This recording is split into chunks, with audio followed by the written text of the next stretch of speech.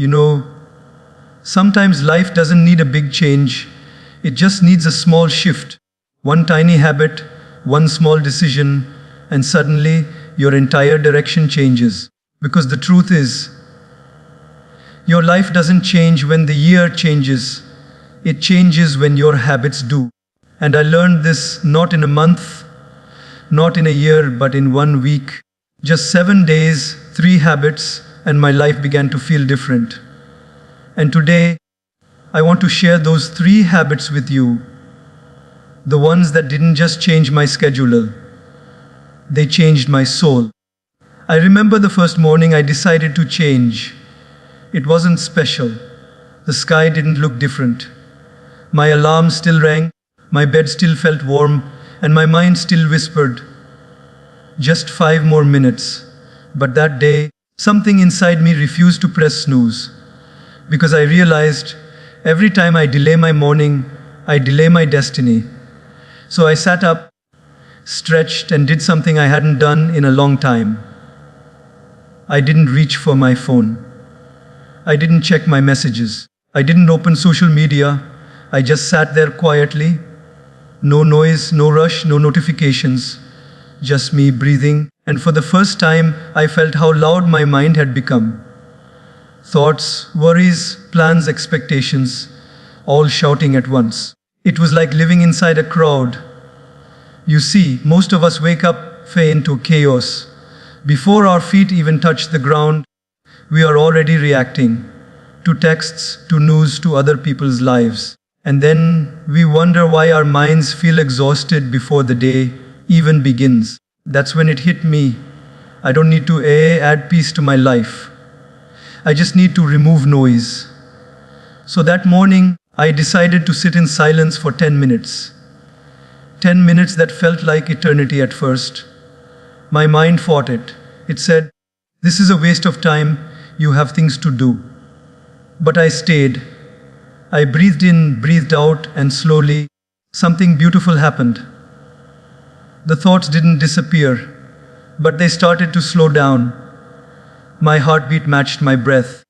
And in that stillness, I could finally hear something I hadn't heard in a long time, myself. In those quiet moments, I realized how disconnected I had become. I was connected to the world, but not to me. I was always responding, always reacting, but never reflecting. And I understood silence is not the absence of sound, it's the presence of clarity. The next morning, I did it again, same 10 minutes. But this time, I looked outside the window, the light, the air, the life. And it felt like the world was saying, welcome back. I started to notice how peace wasn't somewhere out there. It was built here, inside me, one morning at a time. What changed after that was subtle, but powerful. My day didn't control me anymore. I controlled my day. I started responding to life instead of rushing through it. My focus improved, my anxiety dropped, and my heart felt lighter. And all of that started from doing nothing, just silence. That's the thing. Our mornings set the tone for our days, and our days shape our lives. If your morning begins with noise, your life will echo chaos. But if it begins with stillness, your life will reflect peace. And I promise you this, when you learn to start your day with calmness, the world can throw anything at you, and you'll still know who you are inside. Because stillness is not weakness, it's strength. The quiet kind, the kind that guides you, grounds you, and reminds you that before the world demands your attention, your soul deserves your presence. The second habit that changed my life was something so simple, yet so overlooked. Every morning, before I planned my day, before I checked what I had to do, I started writing down what I was thankful for. Just 3 things. That's it. And at first, it felt almost childish. I remember thinking, how can writing a few words of gratitude change anything? But what I didn't realize then was that gratitude doesn't change your circumstances. It changes you. Before I began this practice, my mornings were all about chasing. What do I need to do? What's missing? What's wrong? I used to wake up with a weight on my chest, thinking about deadlines, expectations, and problems. My mind was always running ahead into what I didn't have, what I hadn't achieved, what could go wrong. But gratitude slowed everything down. It forced me to stop and see what was already right. That first morning, I sat with my notebook and wrote, I'm grateful for my breath. I'm grateful for my parents. I'm grateful for this new day. It felt so basic, almost silly. But as I wrote, something inside me softened. My attention shifted from lack to abundance, from complaints to appreciation, from stress to peace. And that shift, though invisible, changed the entire direction of my energy that day. I began to notice the difference between waking up with problems and waking up there with perspective. One drains you, the other strengthens you. Gratitude doesn't erase your struggles, but it reminds you that even in pain, there's something to be thankful for. And that awareness, it heals you in ways nothing else can. Over time, my gratitude list grew deeper. It wasn't just, I'm thankful for food anymore. It became, I'm thankful that I can taste, that I can walk, that I can read, that I have another chance to try.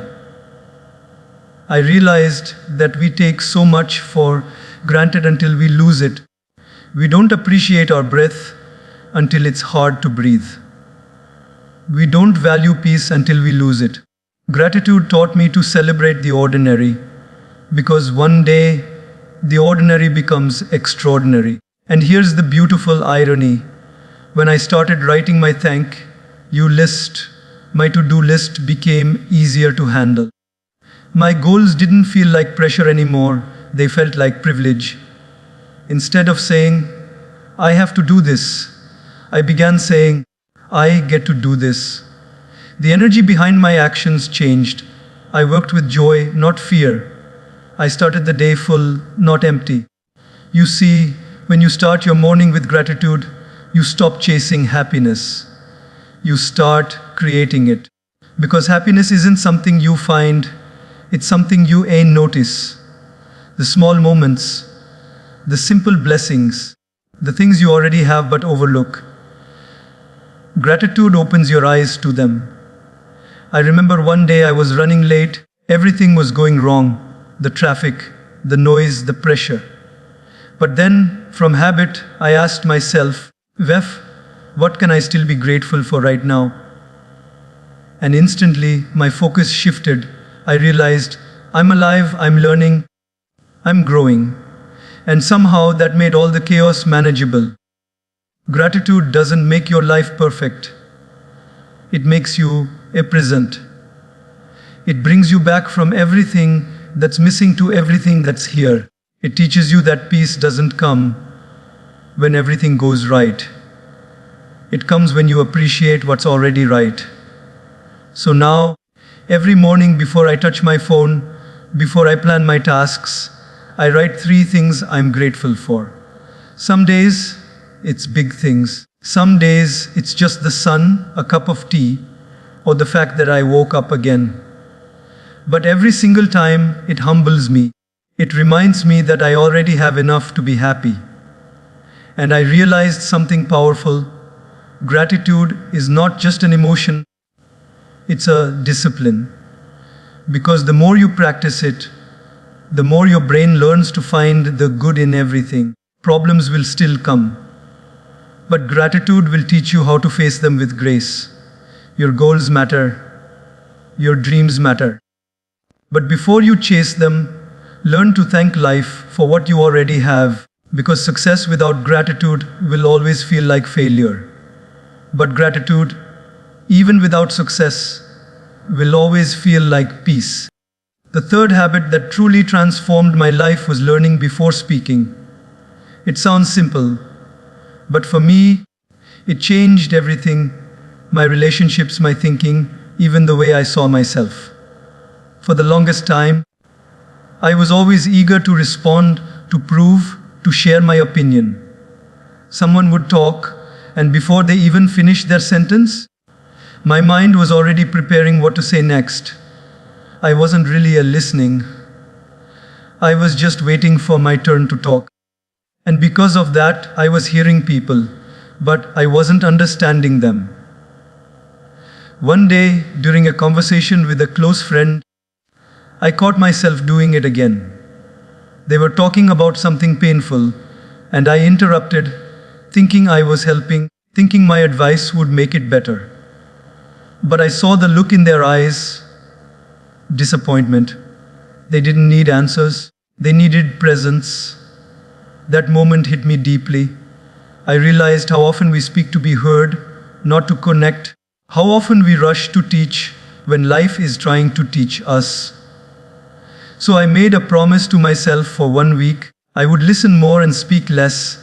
I would observe before reacting. I would read, learn, absorb before I expressed. At first, it felt uncomfortable. The silence between words used to scare me. I thought silence made me look weak or unsure. But the more I practiced, the more I discovered something powerful. Silence doesn't make you weak. It makes you wise. When I began to truly listen, to people, to books, to life itself, I realized how much I'd been missing. Every person I met became a teacher. Every story carried a lesson. Every quiet moment revealed something new about myself. The world started to look different, not because it changed, but because I did. I started to spend time reading instead of reacting. A few pages of a good book in the morning, a podcast during my walks, sometimes even a short reflection on something I had heard earlier. Slowly, my mind began to stretch. I wasn't just thinking from emotion anymore. I was thinking from understanding. Knowledge started to shape me quietly, while silence started to heal me deeply. And there's something magical that happens when you stop rushing to speak. You start noticing more. You see the details in conversations. You hear what people don't say. You pick up the emotions behind words, the pauses, the tone. You begin to sense the truth that hides beneath noise. Listening became like meditation for me. It trained my mind to stay calm in chaos and patient in confusion. I also realized that most of my mistakes in life came from speaking too soon or knowing too little. The times I misunderstood someone. The times I gave advice without experience. The times I reacted out of ego, not empathy. But when you listen first, when you seek to understand before trying to be understood, you avoid so many unnecessary conflicts. You communicate with compassion, not competition. And the beauty of learning before speaking is that it humbles you. The more you learn, the more you realize how little you actually know. That humility opens the door to growth. It makes you more open, more curious, more human. Instead of trying to impress others with knowledge, you start to express from depth. Your words become fewer, but they start to matter. I remember one evening, sitting quietly after a long day, reflecting on this habit. I thought about how our world is full of voices, everyone speaking, posting, arguing, shouting to be heard. But very few are truly listening. And maybe that's why peace feels so rare, because peace doesn't come from louder opinions. It comes from deeper understanding. So I began practicing this everywhere. In conversations, I'd listen fully, without planning my response. In moments of anger, I'd pause, breathe, and ask myself, what can I learn here? Even when someone criticized me, instead of defending myself, I tried to find the lesson behind their words. And you know what happened? My relationships became calmer, my communication became clearer, my mind became quieter. Learning before speaking isn't just about gathering knowledge, it's about building awareness. It's about respecting every interaction, as an opportunity to grow. Because when you speak without learning, your words come from impulse. But when you learn before speaking, your words come from insight. That 1 week of practicing silence taught me more than years of endless talking ever could. It reminded me that wisdom doesn't shout, it listens, it observes, it waits. And when it finally speaks, it speaks with purpose. So now, whenever I'm about to speak, I remind myself, listen first, learn first, then speak. Because your voice will only have power when it comes from understanding, not noise. And sometimes, the most powerful thing you can say is nothing at all. There came a point in my life when I realized that my conversations were shaping my character more than I knew. I used to spend so much time talking about people. Who said what, who did what, who changed, who didn't. Sometimes it was harmless, just casual talk. Other times it turned into subtle gossip, judgments disguised as opinions, comparisons hidden behind concern. I didn't notice it then, but those conversations were quietly draining my energy, poisoning my peace, and lowering my focus. And the saddest part, it felt normal. Everyone around me was doing it, so I thought it was fine. But one day, I caught myself in a conversation where we spent nearly an hour talking about someone who wasn't even present. When I went home that evening, I felt oddly heavy. My mood was off, my mind was restless. It felt like I had eaten something that didn't agree with me. But it wasn't my stomach that was upset. It was my soul. That night, I asked myself a simple but hard question. Why am I feeding myself with words that don't grow me? The next morning, I made a quiet decision for 1 week. I would stop talking about people and start talking about ideas, growth and purpose. I didn't announce it to anyone. I just silently shifted. And that single shift changed more in me than I could have imagined. At first, it wasn't easy. Conversations can be addictive. Gossip gives you a temporary feeling of connection, like you're part of something. It feeds your ego. It makes you feel relevant. But what I realized was, every time I discussed someone else's life, I was avoiding responsibility for my own.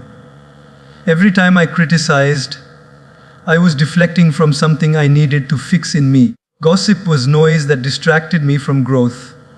So I began replacing it. When someone brought up a person, I gently steered the topic toward ideas. If someone complained, I asked, what can we learn from this?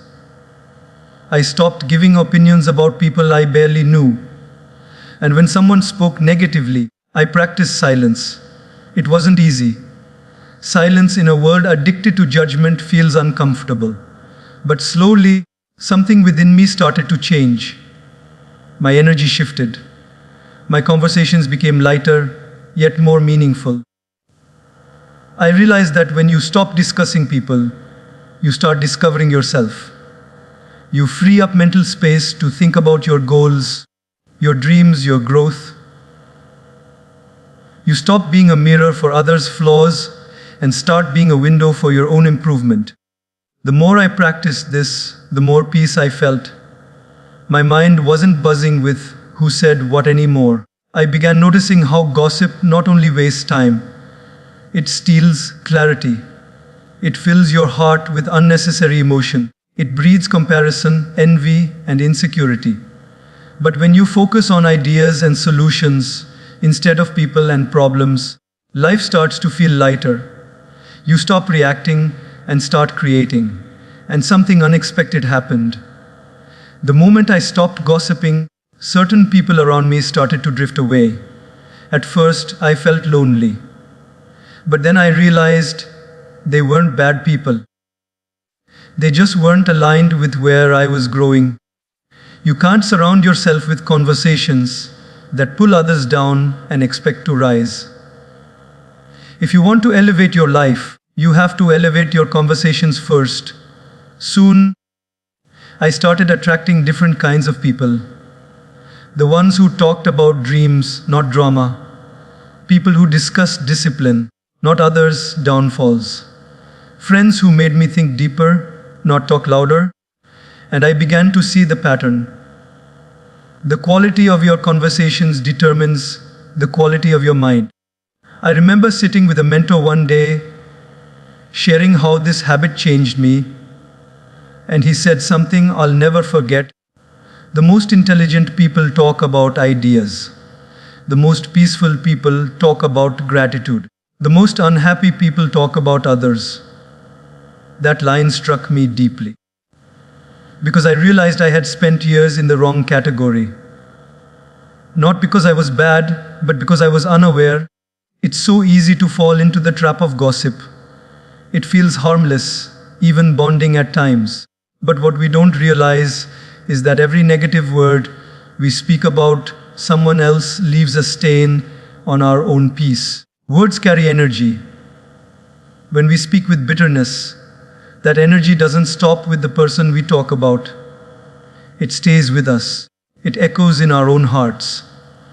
Now, whenever I feel tempted to talk about someone, I pause and ask myself, is this useful? Is it kind? Is it helping anyone grow? If the answer is no, I let silence do the talking, because silence can never be misquoted. Silence never hurts anyone. And with time, I noticed another beautiful shift. My thoughts became cleaner. My inner dialogue became kinder. I wasn't comparing myself as much. I wasn't seeking validation through stories about others. My focus came back to where it always should have been, on building myself. The truth is, gossip is a form of mental junk food. It satisfies a craving, but it leaves you weaker. Growth, learning, and self-reflection, they're the real nourishment. And once you start feeding your mind with that, you lose the appetite for gossip completely.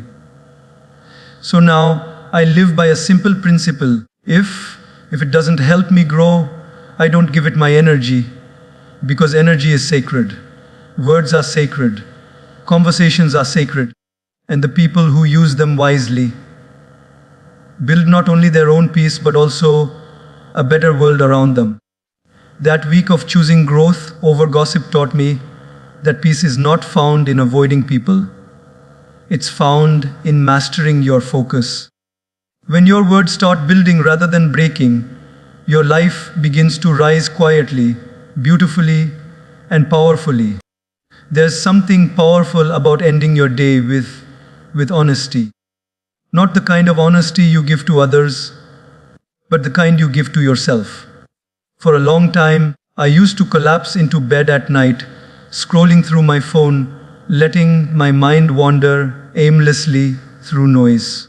I never paused to look back at the day I had just lived. And without realizing it, I was carrying unfinished emotions, unprocessed mistakes, and unlearned lessons into the next day. My days began to blur together. One endless loop of activity without reflection. I was moving fast, but not necessarily forward. Then one evening, I decided to try something new. I sat quietly, no phone, no distractions, just me and my thoughts. I asked myself two simple questions. What did I do well today? And what can I do better tomorrow? That was it. Just those two questions. But they opened a door inside me that I didn't even know existed.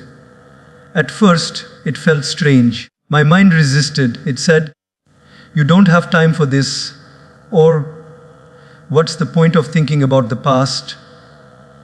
But the more I reflected, the more I realized that reflection isn't about reliving your date, it's about redeeming it. It's about turning every moment, every mistake, every success into wisdom. It's not judgment, it's learning. When I asked myself, what did I do well today?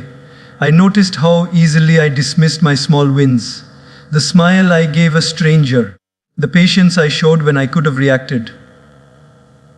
The discipline to stay consistent even when it was hard. I used to overlook these moments because they didn't seem grand enough. But those tiny victories, when acknowledged, began to build my confidence quietly. Gratitude grew naturally out of awareness. I started to appreciate my effort instead of chasing perfection. And when I asked, "What can I do better tomorrow?" I didn't answer with guilt, I answered with curiosity. I didn't say, "I failed again." I said, "How can I grow from this?" That small shift changed the entire tone of my nights. Reflection stopped being a punishment and became a preparation. I wasn't ending my day with stress anymore. I was ending it with intention. With time, this habit became my nightly ritual, a sacred few minutes before sleep where I checked in with myself. No pretending, no running away, just truth. Some nights, I'd find pride in how I handled challenges. Other nights, I'd find lessons in where I fell short. But every night, I walked away with clarity. I began to understand my patterns. What triggered me, what motivated me, what drained me. I could see my growth happening slowly but surely. And something beautiful started to happen after a few weeks. I began waking up lighter. My mornings felt calmer because my nights were cleaner. I wasn't carrying yesterday's heaviness into today's purpose. Reflection had quietly turned into release. It was as if every night I was forgiving myself a little, learning from life, and resetting my soul. The more I practiced this, the more I realized that reflection is not just about the past, it's an investment in your future. When you reflect, you're not stuck in what happened.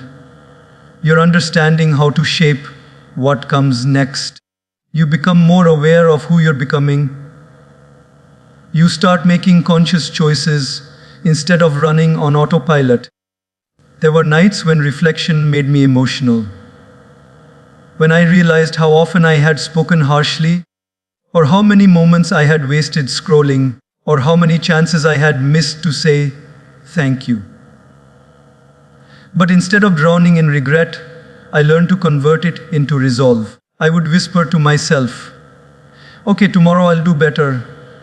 And that promise, though small, gave me strength, because reflection doesn't demand perfection. It just asks for honesty.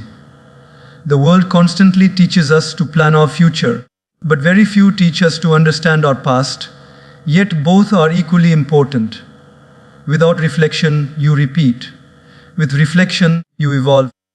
I began to see that the most peaceful people aren't those who never make mistakes. They're the ones who learn from them daily.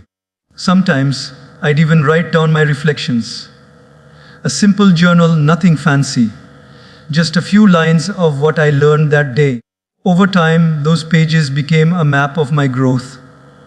When I looked back weeks later, I could see how far I'd come, not because everything changed overnight, but because I showed up for myself every night. And slowly, my nights stopped being an escape. They became a meeting with me. A quiet conversation where I asked my soul, "Are you proud of how you lived today?" Some nights, the answer was yes. Other nights, it was not yet. But both were beautiful, because honesty, even when it hurts, brings healing. There's something peaceful about sleeping with clarity. When your mind isn't busy regretting or worrying, when your heart isn't heavy with unspoken thoughts. Just peace, earned through reflection. It's like putting your day to rest before you put yourself to rest.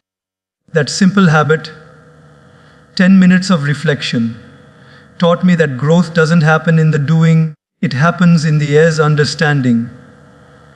Every day gives you lessons, but it's reflection that turns them into wisdom. And once you start ending your day this way, you'll never again fall asleep feeling lost. Because even if the day wasn't perfect, it was meaningful. And maybe that's the real definition of a good life, not one without mistakes, but one where every mistake becomes a lesson, every success becomes gratitude, and every night ends with peace.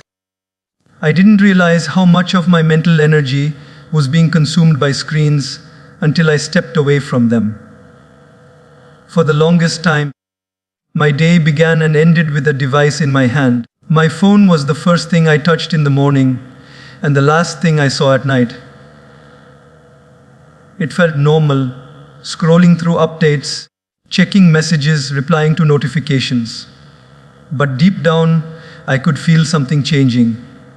My attention was shrinking. My peace was fading. My thoughts were louder, but my mind was quieter. It was as if my brain was constantly running on borrowed energy, alert, distracted, restless. One evening, after hours of scrolling without purpose, I caught myself staring at the screen, completely numb. I had no idea what I was even looking at. I wasn't learning, I wasn't connecting. I was just consuming. And it hit me, I was feeding my brain a constant diet of noise. I was filling every silent gap in my day with someone else's life, someone else's voice, someone else's opinions. I had forgotten what it felt like to be alone with my own mind. So, I decided to take a break, a digital fast, not a complete disconnection from the world, but a conscious decision to spend less time on screens and more time in reality. The first day was uncomfortable. My fingers kept reaching for my phone automatically, like a reflex. I realized it wasn't just a habit, it was an addiction. Every few minutes, my brain would whisper, "Check it. Maybe you missed something." But what I had really missed was myself. During that week, I started observing my thoughts again. The silence that once scared me started to feel healing. I noticed how often I used my phone to avoid emotions, to escape boredom, sadness, or uncertainty. Whenever I didn't want to deal with something, I'd distract myself with endless scrolling. But when the screen time stopped, those emotions surfaced. And that's when I learned something profound. Distraction doesn't delete emotions, it only delays them. The moment you unplug, your inner world becomes louder. But that's exactly where the truth lies. In those quiet hours, I began to reconnect with the parts of me I had been ignoring. I read books, not short posts, but actual pages that required attention. I journaled. I took walks without music, just listening to the sound of my footsteps. I looked at the sky, the trees, the people around me. Things that used to pass me by unnoticed. It was strange at first, almost awkward, but then it became beautiful. The world that once looked ordinary started to feel alive again. I began to notice how deeply technology had woven itself into my identity. I had started measuring my worth through notifications, my happiness through likes, my success through comparisons. But the truth is, real life isn't happening inside your screen. It's happening right now, around you, and within you. The digital world moves fast, but your soul moves slow. When you try to live at the speed of a feed, you lose touch with the rhythm of your own life. As the days went on, my mind began to clear. I could think longer, focus deeper, and feel calmer. Even small things, like eating a meal without checking my phone, felt refreshing. I could taste the food, not just consume it. Conversations felt richer. Eye contact became real again. It's amazing how much beauty returns when you give it your full attention. And it's not that technology is bad. It's a tool, a powerful one. But the danger begins when the tool starts using you. I realized that I wasn't choosing what to see. Algorithms were choosing for me. My thoughts, my emotions, even my mood were being subtly shaped by what I consumed. I was living reactively, not intentionally. That realization changed everything. So I created boundaries. No phone for the first hour after waking up, and none for the last hour before sleep. I turned off non-essential notifications. I replaced screen time with soul time, reading, reflecting, connecting with real people. And slowly, I felt my peace return. My creativity blossomed again. I started to think clearly because I was finally giving my brain space to breathe. There's something sacred about boredom, something we've forgotten. When you're not constantly stimulated, your mind begins to wander, to imagine, to create. Some of my best ideas came in those moments of quiet disconnection. I realized that inspiration doesn't come from more information, it comes from stillness. When the noise fades, your inner voice becomes audible. But perhaps the biggest change came from awareness. Every time I picked up my phone now, I asked myself, why? Was I reaching for it out of purpose or out of habit? Most times it was the latter. That awareness became my control. I was no longer living on autopilot. I was choosing consciously. And here's the irony. When I started spending less time online, my connections in real life deepened. I listened better. I laughed more. I was present. People noticed the difference too. They said, "You seem calmer," or "You look happier." It wasn't because I did something extraordinary. I just stopped scattering my attention in 1,000 directions. I brought it back home, to the moment I was living. Now, when I do use technology, I use it intentionally. I choose content that nourishes my mind, not numbs it. I connect, not compare. I learn, not escape. Because peace doesn't come from isolation, it comes from balance. It's not about rejecting the digital world, it's about not letting it replace these real one. That 1 week of digital fasting taught me that silence is not empty, it's full of answers. That stillness is not laziness, it's clarity, and that when you disconnect from the noise, you reconnect with your nature. Today, I still take those small fasts, sometimes a few hours, sometimes a day. And every single time, I feel renewed. The world slows down, my thoughts align, and my heart feels at ease. Because the truth is, our minds were never designed to absorb this much noise. They were designed to think, to feel, to create, to connect. And when we honor that design, life doesn't just get quieter, it gets clearer. The digital world will always be there. But your peace, that's something only you can protect. And sometimes, the best way to protect it is to simply put the phone down, lift your eyes, and remember that the real world, the one with sunsets, laughter, and real conversations, is waiting for you to return.